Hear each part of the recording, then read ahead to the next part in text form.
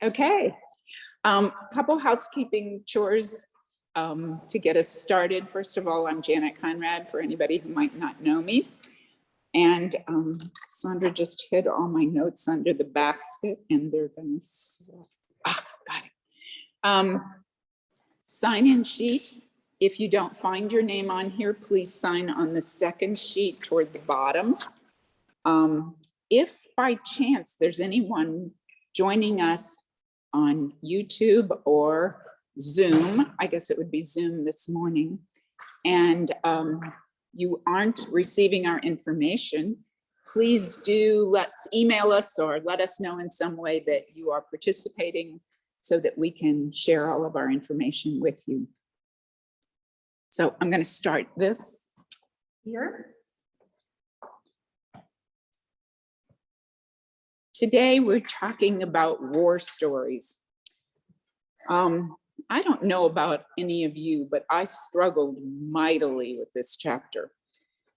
Last week, Bob commented that he had not personally experienced many of the topics covered in the chapter on deliverance.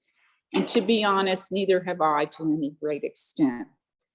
At that point, I had read this chapter on war, but this week I had to study it. I had to put the book down and walk away several times because it truly challenged my thinking and caused me to question greatly. I've never personally experienced war, and I've never had a member of my family who served in combat. I do have friends who served in Vietnam and friends' children of friends who served in other wars, and I've seen the impact it had on their lives. Today, our world is engaged in wars, even if we don't have boots on the ground. We are faced with the images daily of war-torn countries and people who are fighting and people who are fleeing from violence and oppression. It does make me ask God why. What motivates people to invade other countries and take the lives of innocent people? I think I know some of the answers, but it doesn't give me a lot of reassurance. What it tells me is that some things in our world don't change and haven't changed even since biblical times. In the opening pages of this chapter, Rachel recounts multiple instances of atrocities carried out in the Old Testament. And in the name of God, for goodness sake.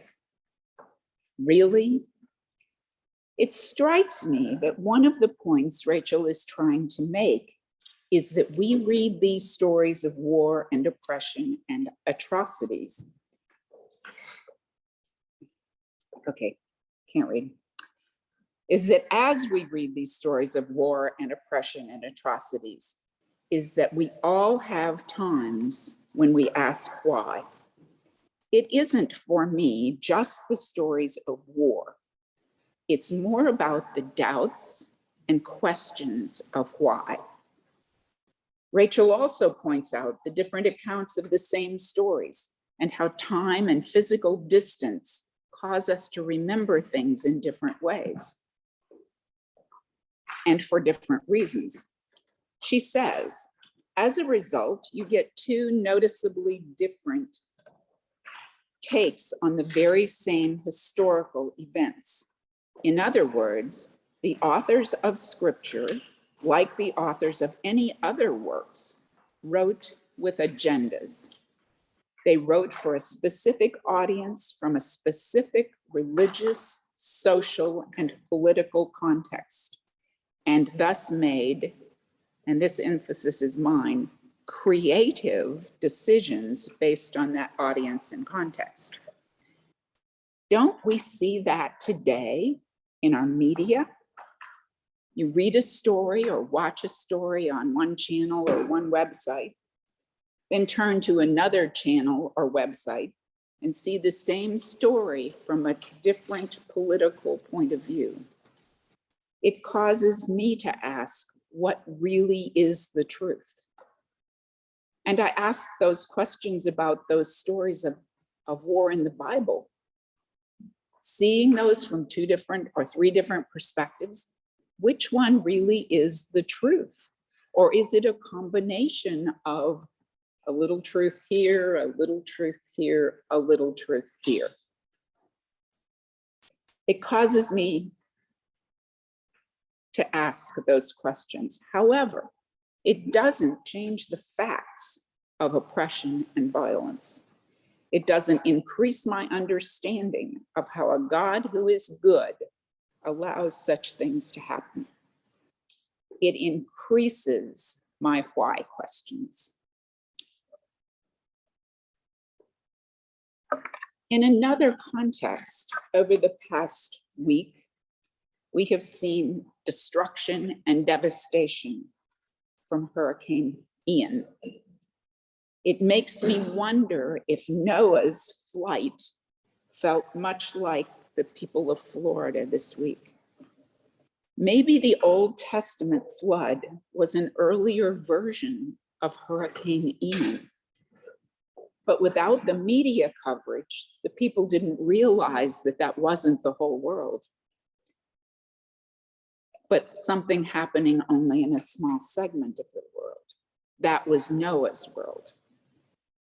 That makes me ask the same why questions. At a very personal level, we're leaving for Hilton Head tomorrow.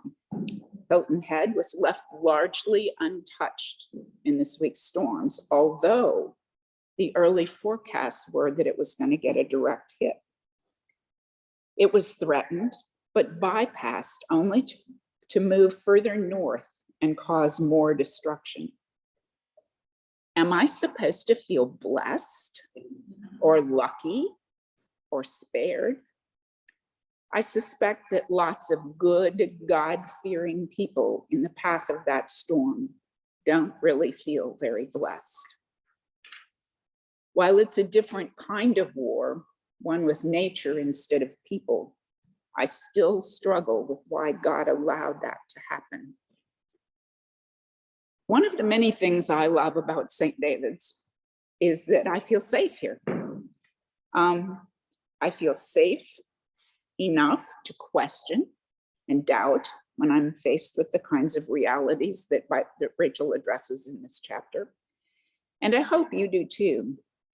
Rachel talks about religious doubt and says that the hardest part of doubt is feeling isolated from your community.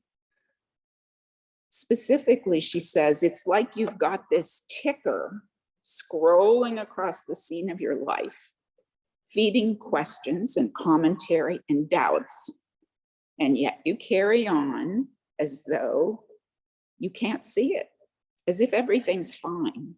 You know that commercial on TV, I thought of this, I'm fine, I'm fine. Say something and you risk losing friendships and becoming the subject of gossip. Keep your doubts to yourself and you risk faking it for the rest of your life. Our church community should make us feel safe enough to express those doubts and feelings. I feel that safe, and I hope you do too. So you have a handout on your tables with some quotes and some questions.